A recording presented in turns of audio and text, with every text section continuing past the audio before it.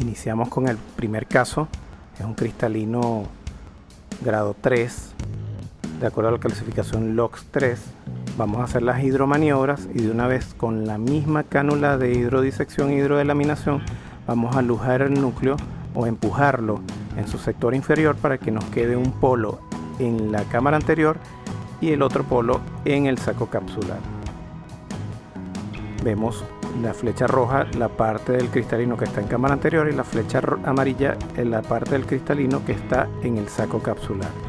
Colocamos viscoelástico de tipo dispersivo en la cámara anterior, incluso pudiéramos poner detrás del cristalino, y vamos a entrar con la cánula de Faco en paso 1 primero, llegamos a paso 2 para sostener el núcleo y vamos a insinuar el chopper o segundo instrumento por detrás del cristalino, por la cara posterior del cristalino, lo que está señalado con la flecha azul, y la flecha verde es el Faco sosteniendo el cristalino en paso 2. Allí hacemos las primeras maniobras de contrapresión para fracturar. Fíjese que allí estoy utilizando la parte roma del segundo instrumento, en este caso un chopper de Nagahara. Por lo tanto, yo pudiera utilizar algún otro instrumento, incluso una espátula, que me permita hacer las mismas maniobras sin mayores problemas. Aquí estamos fracturando la primera mitad del cristalino.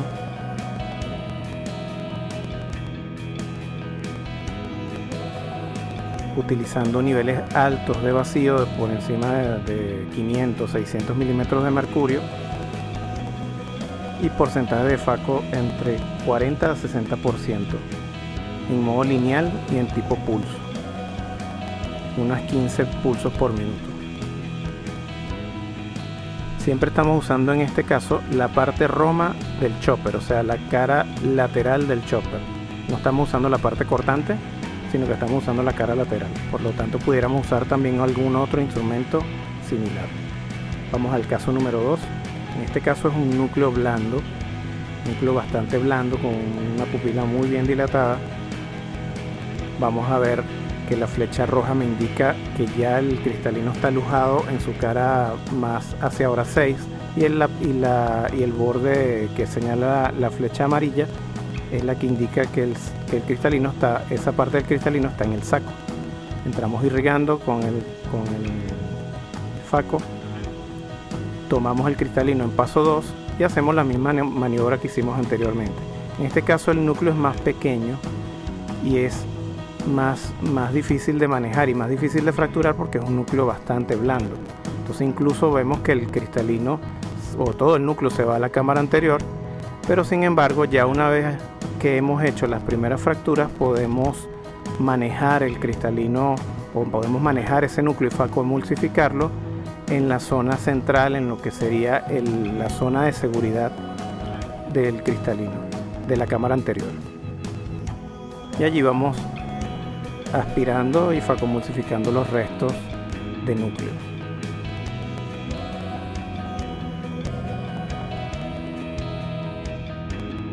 Pasando al caso número 3, ya este caso es un poco más complejo, un cristalino que ya está lujado, la mitad en cámara anterior, la otra mitad en el saco, una pupila en midriasis media, que para este caso y este tipo de técnica no resulta ser un problema porque el cristalino va a estar en parte en la cámara anterior y siempre lo vamos a tener dominado. Fíjense que aquí estamos entrando en la cámara anterior con irrigación y llegamos a paso 2 para sostener el cristalino, como le indica la flecha verde, y estamos insinuando el segundo instrumento por la cara posterior para hacer las primeras maniobras de chop o para hacer las primeras fracturas. Fíjense que incluso seguimos utilizando la parte roma del chopper o los bordes laterales para hacer las primeras fracturas, y empezamos a Faco emulsificar la primera mitad del cristalino, que es la que está en cámara anterior, siempre trabajando en la zona de seguridad.